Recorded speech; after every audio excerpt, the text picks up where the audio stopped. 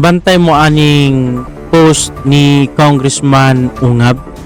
Anthony Sarmiento Yamit. Tanawan ninyo na, di ba? Tinood ba po nga every time nga ga-post ang Pikas, for example si Ate Claire, si PBBM baka karon, mas majority or daghan gid kaayo sa ilaha ang reaksyon nga katawara. Divista.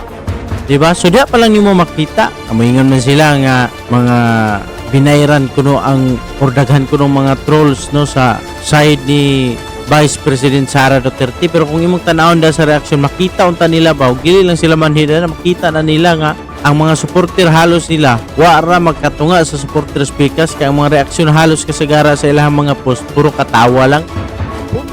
Divista. Pero murag di mangyapon sila mga kadutlan. Di ba? Murag walang gyapon nila. Anyway, ilaman po na basta kay nasayo na ni sila nga muning kutob silang makaya, maning kamot gid sila nga ma-impeach si PP Sara aron sa 2028 dili sila alaot. Dili man gilapot apan manginlapot. Anthony Sarmiento Yamit.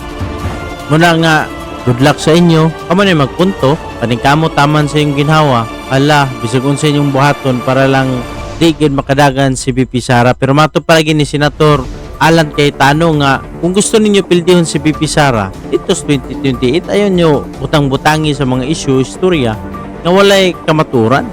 Anthony Sarmiento Yamit.